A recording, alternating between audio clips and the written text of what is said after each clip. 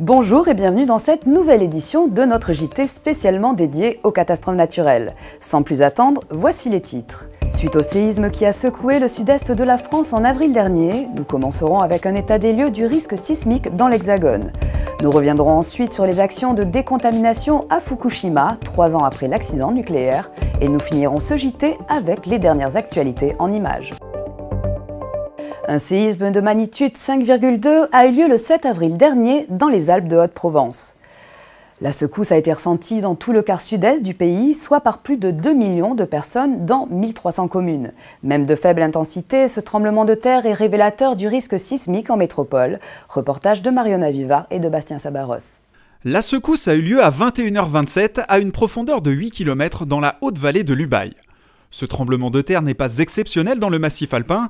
Tous les 15 ans en moyenne, un séisme de magnitude 4,8 sur l'échelle de Richter frappe le grand quart sud-est de la France. Ce séisme de Barcelonnette s'est produit dans la zone du sud-est des Alpes, qui est une des zones les plus actives, les plus sismiques en France, depuis même, on peut dire, depuis le Fossé rhénan jusqu'à la zone de la région de Nice, qui est assez sismique en France. Sur la même zone, il s'en était produit également dans les années 50, en 2012 aussi, qui avait été pas mal étudié, avec des niveaux de magnitude assez proches, donc supérieurs à 4. Le tremblement de terre du 7 avril n'a pas fait de blessés mais a légèrement endommagé des bâtiments autour de l'épicentre près de Barcelonnette. La ville a demandé la reconnaissance de l'état de catastrophe naturelle. Le séisme de Barcelonnette finalement n'a provoqué que peu de dégâts et aura un coût certainement très faible qui sera largement supportable par le secteur de l'assurance. C'est d'ailleurs le cas de la plupart des séismes récemment survenus en France. Pour autant, le territoire français a connu des séismes historiquement destructeurs. En effet, le 11 juin 1909, un tremblement de terre de magnitude 6,2 sur l'échelle de Richter tuait 46 personnes à Lambesc, près d'Aix-en-Provence. Si en France le principal risque sismique se situe en Outre-mer, la métropole n'est pas à l'abri d'un événement de grande ampleur. CCR et le Bureau de recherche géologique et minière ont travaillé conjointement pour estimer le coût du séisme de Lambesc s'il survenait de nos jours. Les pertes marchées pourraient être de l'ordre de 2 milliards d'euros sur le seul périmètre d'indemnisation du régime des catastrophes naturelles. Et bien évidemment, le coût économique global serait nettement plus important. Pour le secteur de l'assurance, l'exposition à l'aléa sismique doit être confrontée à l'exposition financière des enjeux. Ce qui est sûr, c'est que l'aléa est fort sur le sud-est de la France, l'est et puis la zone pyrénéenne. Et un petit peu moins aussi toute la zone qu'on appelle diffuse ici, sur le massif armoricain et les Pays de la Loire. Si on s'intéresse pour la métropole aux zones d'aléas sismiques modérés ou moyens, ça concerne environ 7000 communes qui abritent environ 11 millions d'habitants et nous estimons que les valeurs assurées des enjeux exposés sont de l'ordre de 2500 milliards d'euros. Si on s'intéresse maintenant aux Antilles, qui sont clairement le territoire le plus exposé au séisme, eh bien nous estimons que le cumul dans valeurs assurées est de l'ordre de 100 milliards d'euros, avec toutefois un taux de pénétration de l'assurance qui est nettement plus faible qu'en métropole. Même si un méga-séisme est peu probable en métropole, une magnitude de 6 voire 7 sur l'échelle de Richter est plus que plausible. Le 11 mars 2011, un tremblement de terre de magnitude 9 a provoqué un tsunami gigantesque sur les côtes du Japon. Ces deux événements ont déclenché l'accident nucléaire de Fukushima.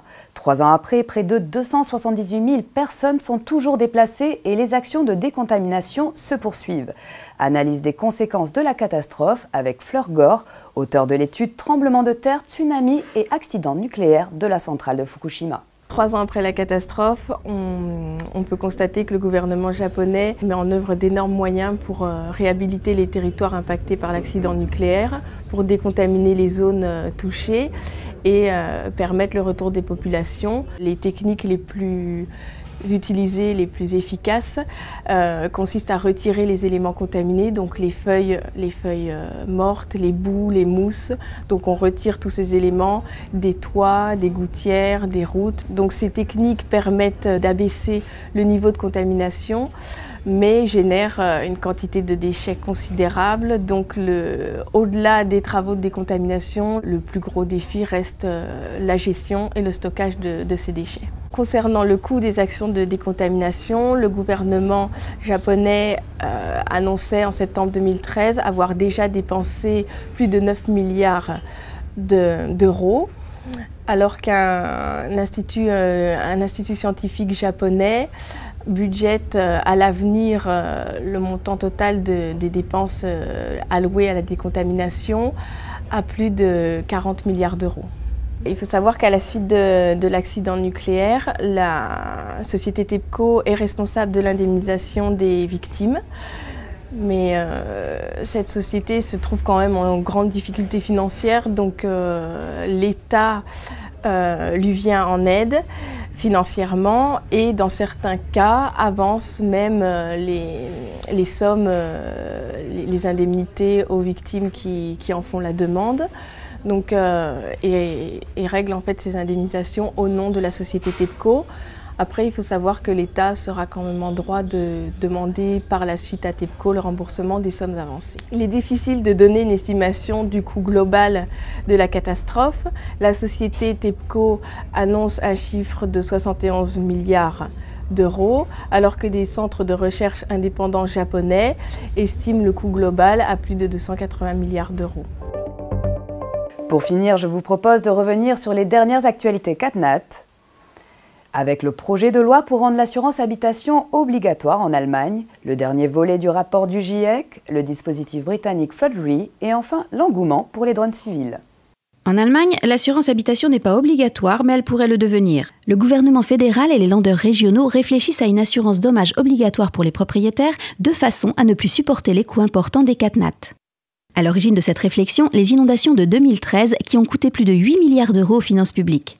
Ces inondations ont révélé un taux très faible d'assurance, notamment dans les régions de l'Est. En Saxe, moins de 42% des propriétaires sont assurés.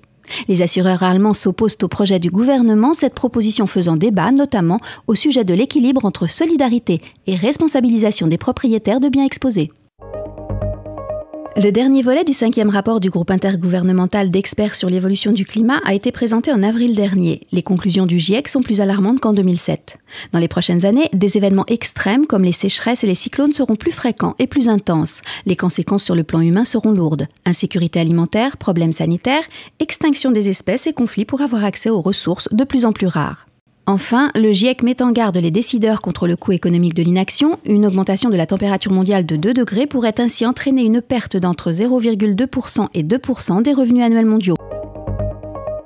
L'Association des assureurs britanniques et le gouvernement du Royaume-Uni ont signé un accord pour créer un fonds inondation. À partir de l'été 2015, Flood Re doit permettre aux foyers les moins aisés d'assurer leur maison contre les inondations moyennant un plafonnement des primes facturées.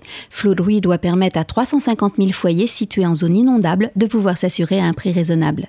Les sinistres enregistrés par Flood Re seront indemnisés à la fois par les primes ainsi que par une taxe nationale estimée à 180 millions de livres. Cette taxe sera prélevée sur les primes habitation prélevées par les assureurs britanniques. Si le coût des sinistres dépasse la capacité du fonds, l'État apportera sa garantie en dernier recours.